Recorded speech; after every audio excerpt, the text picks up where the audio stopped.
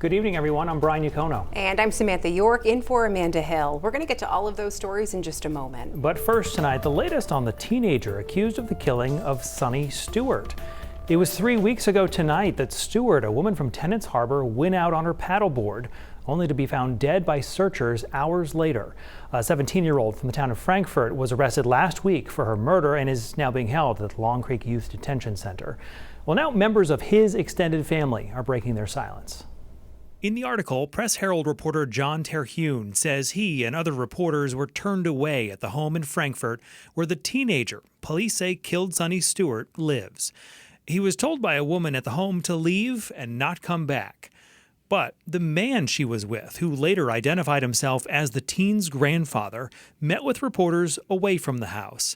He told them how the legal process and the media circus surrounding the case has taken a toll on his family. His grandson is accused of strangling and bludgeoning to death Sonny Stewart 3 weeks ago as she was paddleboarding on Crawford Pond in the town of Union. Her body was found on the shore of an island in the middle of the pond. Both Stewart and the teen's family were staying at Micmac Campground. In the article, the grandfather and an aunt who later joined the conversation said the teen had been treated for a mental illness, which included medication and visits to a doctor. As long as he's medicated, life is wonderful, and he hasn't been off it, the grandfather is quoted as saying. He went on to tell reporters, quote, "I know they're painting him as a monster, but he's not," adding, "He's a 12-year-old in a 17-year-old's body." The aunt told reporters she does not believe her nephew did what he's accused of and won't until she sees irrefutable evidence. Now, that evidence is currently sealed because the teen is still considered a juvenile.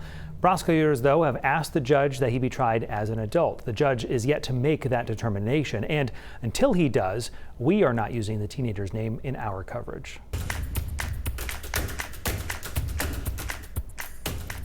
Well, the race for Maine's 2nd congressional district could be a crucial factor in deciding control of Congress after the 2026 midterm elections. Given this fact, both Democrats and Republicans are focusing their attention on Maine.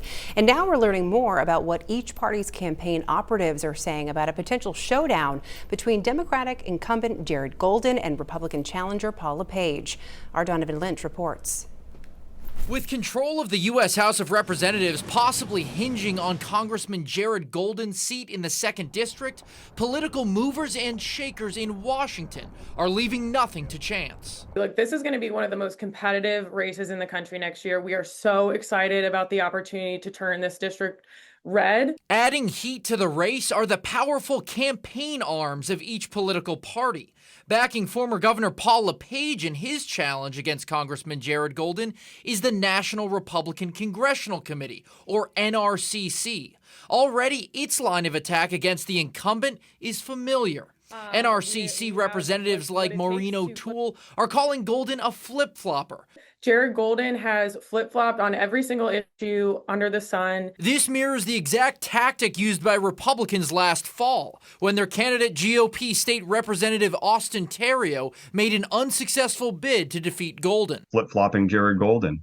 The Golden camp is clapping back. A spokesperson Wednesday released a statement saying, in part, Congressman Golden is focused on his full-time job, going on to say that while some politicians have spent their careers supporting cuts to health care and reductions in taxes to the wealthy, Golden has done the opposite. And just as the NRCC is going big in Maine, so too is the group's counterpart across the aisle, the Democratic Congressional Campaign Committee, or DCCC, where representatives call the race one of the toughest and most critical battlegrounds in the fight for the House majority. As with Theriault, the group has taken to presenting LePage as an extremist. A LePage spokesperson saying Wednesday in part, the DCCC not only includes Jared Golden, but also Democratic Socialist Congresswoman Alexandria Ocasio-Cortez, going on to call her views truly extreme. Donovan Lynch, News Center, Maine. State police are investigating a crash in the town of Stetson, about a dozen miles west of Bangor. That's where they say a tractor trailer and a dump truck collided at the intersection of Merrill and LaPointe roads with Route 222.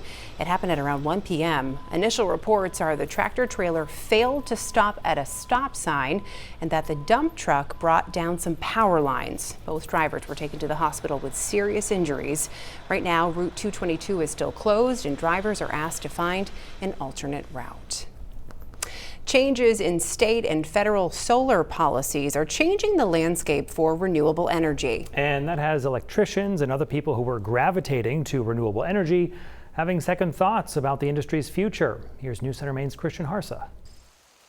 You know, we saw a lot of solar development here in the state, and that, that really was a great way to get a lot more electricians in the door. Representative Kilton Webb of Durham is not just a politician, but a union electrician. My first job, in fact, was a solar field. Like Webb, many electricians began their careers on the wave of solar demand. Maine Labor Climate Council Executive Director Francis Eanes says the jobs workers found paid around $40 an hour. They have a pension that they're contributing towards for every hour that they work that provides them the kind of stability, again, from almost day one. He says those wages helped labor unions recruit a record number of apprentices. They've gone from bringing in anywhere from 5 or 10 into, as recently as a couple years ago, one of our locals brought in, close to 65 or 70. It is concerning to hear that these federal tax credits for clean energy have been thrown up in the air. The Trump administration's recent cut in federal incentives for renewables is leading electricians to see less work. So we really are reliant on, our contractors and the developers continuing to bring in new projects for us. But while federal support is eroding, in June, the state legislature made it law that Maine be 90% renewable by 2040. Co-founder of Dirigo Solar, Bob Cleves, sees Maine sticking to that goal. Solar, wind, and biomass are probably the only three sources of energy where we're likely to see new capacity. Webb agrees, urging his fellow trades workers to trust more work will come. There's a lot of work on the horizon, and just because it's not here right now, maybe won't be here next year, doesn't mean it's just a little bit further down. Webb says the balance will be ensuring that Maine has enough tradespeople to meet the demand. Christian Harsa, News Center, Maine.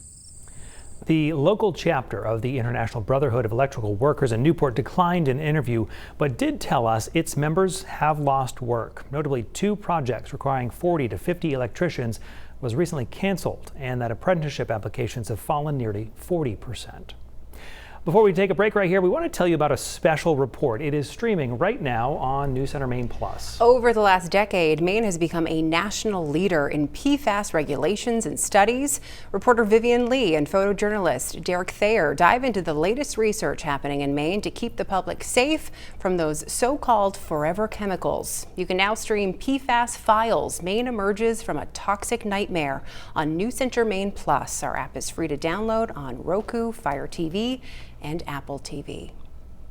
When we come back, how a Little League team and their coaches learned a tough lesson about following the rules. This after getting kicked out of the state tournament. Our Alex Haskell tells us why as News Center Maine at 6 continues. Youth sports like Little League are supposed to help kids learn how to handle winning and losing while always following the rules. And it's the rules for getting into the Little League state tournament in Machias, which is underway right now, that sent a team from Gorham home sooner than expected. News Center Maine's Alex Haskell tells us what happened. And dumbfounded, awestruck, the kids completely crushed.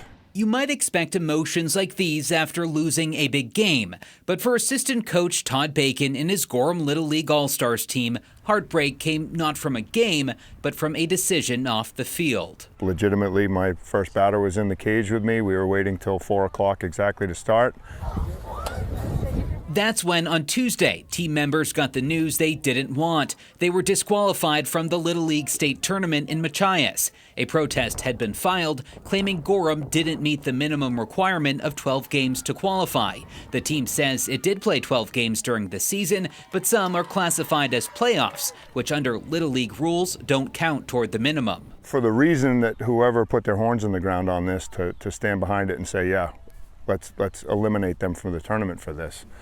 it's really, really sad. The team's coaches say their request for a waiver to count the playoff games toward their total was denied despite a rainy season, which they say made it really challenging to find playable conditions. Well, we all know it was a really rainy spring and into early summer. It is miserable out this morning. And we're seeing some more rain into the day on Friday. By about midnight now, most of the state gets involved in that heavier rainfall.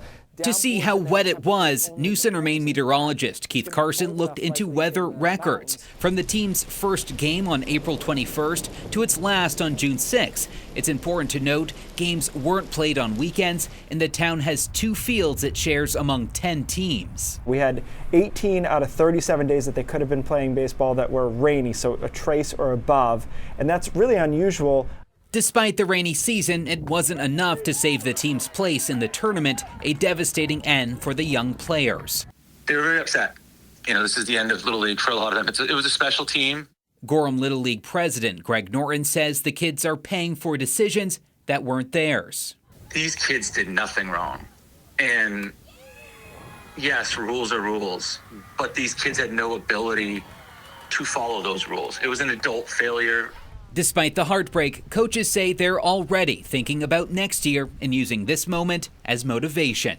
In Gorham, Alex Haskell, News Center, Maine. Just late this afternoon, Machias Little League released some more information saying Metamucil Valley came forward with that complaint. And that the decision to disqualify the Gorham team came from Little League International. Keith's forecast is coming up right after the break. And later right here, it began with a single home. Now, Maine engineers want to 3D print a whole neighborhood. That's coming up on News Center Maine at 6.